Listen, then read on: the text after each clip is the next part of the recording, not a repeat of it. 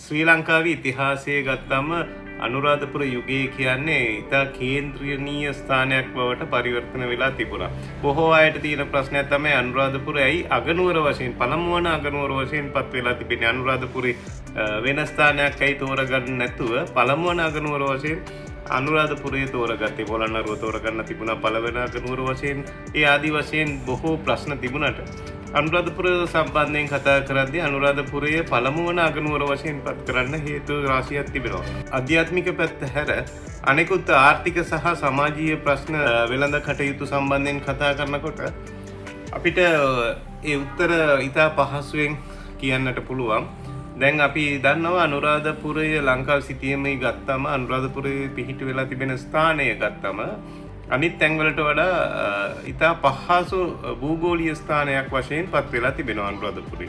දැන් කඳුකර රටවල් ගත්තම කඳුකර ප්‍රදේශයේ ගත්තම කඳුකර ප්‍රදේශයේ තිබෙන ගමන් පහසුකම් ආදි වශයෙන් තියෙන පහසුකම් වලට වඩා අනුරාධපුරය කියන ස්ථානයේ භූගෝලීය වශයෙන් ඉතාම පහසු ස්ථානයක් අනුරාධපුරයට හිමි වෙනවා. අපි ඒ හැමෝම ඒකට එකඟ වෙනවා ඇති. දැන් අපි ගත්තම රටක් ගොඩනගන්නම ආර්ථික වශයෙන් හිතා ශක්තිමත් ස්ථානයක් ලබා ගන්න ඕනේ.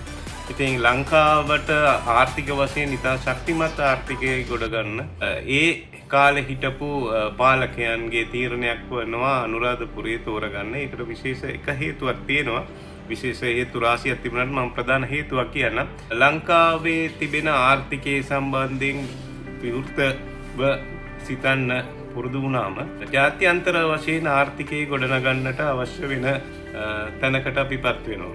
ඒකට අදටත් ඒ ඉම්පෝර්ට් එක්ස්පෝර්ට් බිස්නස් සම්බන්ධයෙන් තමයි අපි වැඩිපුරම යොමු වෙන්නේ ඒ කාරණා සම්බන්ධයෙන්. එතකොට ඒවකට හිටපු පාලකයන් ලංකාවේ හිතනවා ජාත්‍යන්තර සම්බන්ධතාවය ඇති කරගත්තම ආර්ථිකය වශයෙන් ලංකාවේ ආර්ථිකය ඉතා ශක්තිමත් ආර්ථිකයක් වශයෙන් පරිවර්තනය කරගන්න පුළුවන් කියලා හිතෙනවා.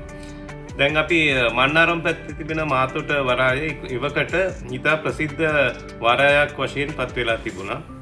අනුරාධපුරයේ පිහිටීම බලද්දී අනුරාධපුරයේ සුදේශිකයන් ව්‍යාපාර කටයුතු වල නිරත වෙලා සිටියේදී විදේශිකයන් සම්බන්ධයෙන් විදේශිකයන්ත් එක්ක සමීප සම්බන්ධයක් ඇති කරගත්තම තමන්ගේ භාණ්ඩ ආනයන කරන්න යපනයනය කරන්නත් ලේසි ක්‍රමයක් තිබෙනවා. එතකොට එතන ජාත්‍යන්තර මට්ටමින් ව්‍යාපාර කටයුතු සීග්‍රයෙන් දියුණු වීමට හේතුවක් වෙනවා. තුඩු දෙන කාරණයක් වෙනවා. ඉතින් මාතොට වරාය ගැන කතා කරද්දී මාතොට වරාය මන්නාරමේ තිබෙන මාතොට වරාය ඒවකට ප්‍රසිද්ධ ස්ථානයක් බවට පරිවර්තනය වෙලා තිබුණා. එතකොට මාතොට වරායේ ඉඳන් අනුරාධපුරයට එන මාර්ගයේ අනිත් තැන් වලට වඩා ඉතා කෙටි මාර්ගයක් තිබෙනවා. ඔයාලට මැප් එකේ බලන්නත් පුළුවන්. ඒ වගේම උතුරේ ඉඳන් දකුණට එන්න අනුරාධපුරයේ ඉතා මධ්‍යස්ථානයක් වශයෙන් පත් වෙලා තිබුණා. ඒ වගේම සමහර අවස්ථාවලදී නැගෙනහිර ඉඳන් අපි කියමු ත්‍රිකුණාමාල හවරායේ ඉඳන් අනුරාධපුර පහසු ස්ථානයක් බවට පරිවර්තනය වෙලා තිබුණා. මෙන්න මේ ආශ්‍රිතව හිතද්දී අනුරාධපුර ඇවිල්ලා පළමු වන අගනුවර වශයෙන් පත්වීමට ආර්ථික වශයෙන් ඉතා වැදගත් ස්ථානයක් බවට අපිට කියන්නට පුළුවන්. අනිත් කාරණා ඇවිල්ලා දැන් අපි කියමු මාතොට වරායේ ඉඳන් පහසුවෙන් ලංකාවට ස්වදේශ වෙළඳාම් කටයුතු වලට ළඟා වෙන්න පුළුවන් මාර්ගයක් තිබුණා නම් එතකොට ඒක ප්‍රයෝජනට ගන්නවා ලංකාවේ බටහිර පැත්තේ තිබෙන රටවල්. උදාහරණයකට අරාබි රටවල් බලනවා මේ මාතොට වරාය ලේසි වරායක් වෙනවා. ඒ භාණ්ඩ ගනුදෙනු කිරීම සඳහා රැගෙන එන්න සහ ලංකාවේ තිබෙන නිෂ්පාදන පිට රටවල් වලට ගෙනියන්න පුළුවන් ක්‍රමයක් එතන ඉතා පහසුවෙන් ඇති වෙලා තිබුණා. අනිත් කාරණා ඇවිල්ලා අපි කියමුකෝ පණ්ඩුකාභය රජතුමාගේ කාලේ තමයි මේ අනුරාධපුරය බවට පත් වෙන්නේ. ඊට පෙර අපි කියනවා අනුරාධ ග්‍රාමය කියලා. උදාහරණයකට සිංහල අට කතාවල හැටියට අපිට දැක ගන්නට පුළුවන් වෙනවා කුඩා ගම් රාශියක් අනුරාධපුරවට තිබුණා කියලා. අදටත් අපිට වැව් රාශියක් අනුරාධපුරවට දැක ගන්නට පුළුවන් වෙනවා. ඉතින් මේ හැම වැවකම ඒ ආශ්‍රිත ජනවාසයක් තිබුණා. අපි කියනවා ඒකට ග්‍රාමය කියලා, ගමක් කියලා. ඒකට ගම් හැදෙන්නේ මෙන්න මෙහෙම තමයි. ගම් හැදෙන්නේ ඒ ගමත් එක්කම තව අවශ්‍ය ප්‍රමාණයේ වැවක් ඉදි කරලා ඒ ආශ්‍රිත ගමක් ඇති වෙලා තිබුණා. ඉතින් කුඩා ගම් රාශියක් යවට තිබුණා. ඉතින් අනුරාධපුර කියන්නේ පුරයක් කියලා අගනුවරක් හෝ නගරයක් වශයෙන් පත් වෙන්න කලින් ඇවිල්ලා නගරයක් නෙවෙයි ග්‍රාමයක් වශයෙන් තමයි තිබුණේ. ඉතින් පණ්ඩුකාභය රජතුමා කරේ ආර්ථික වශයෙන් එක දවසින් මේක කරන්න බෑ. නමුත් එතුමාගේ කාලට පෙර ඉඳන්ම සෙමින් ආපු ගමන තමයි අවසානට අනුරාධපුර පුරය කියලා පත් වෙන්නේ. ඉතින් මම කලින් කිව්වා වගේ විශාල ගම් ප්‍රමාණයක් තිබුණා අනුරාධපුරවට.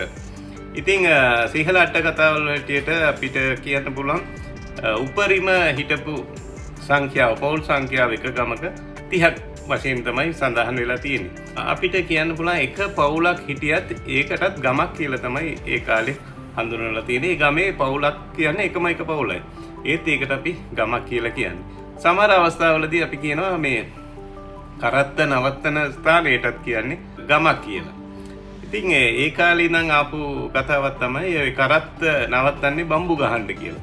ඉතින් අද ඒ ක්‍රමය ඇවිල්ලා අපි කතා කරන මේ ශෛලිය ඇවිල්ලා බම්බු ගහන්න කියන ශෛලිය ඇවිල්ලා වැරදි විදිහට අර්ථකථනය කරත් ඒ කාලේ ඒක වැරද්දක් වශයෙන් නෙවෙයි අර්ථකථනය වුණේ.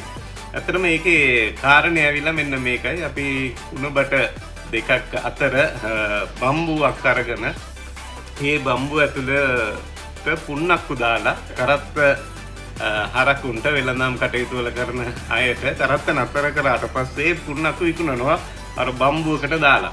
එතකොට කරත්තයක් නවත්තන්නේ ඇයි ඔය බම්බු ගහන්න කියන හේතුවක් ඇති වෙලා තිබුණා. ඉතින් ඒක තමයි පසු කාලිනව අපි අතර අදටත් තිබෙන අර කතාවක් තමයි බම්බු ගහනවා කියන්නේ. බම්බු ගහන කියන ඒ වචනේ ඇවිල්ලා ඇත්තටම මේ හරි නැති පැත්තකට නෙවෙයි බලන්නේ. ඒකිට ලස්සන සුන්දර කතාවක් ඒ බම්බු ගහන එකේ තිබෙනවා. මම හිතන්නේ කෙටි වීඩියෝ එකක් වශයෙන් තිබුණාට මේක යම් කිසි දෙයක් ඉගෙන ගන්න අවස්ථාවක් තිබෙන්න ඇති කියලා විශ්වාස කරනවා. ස්තුතියි.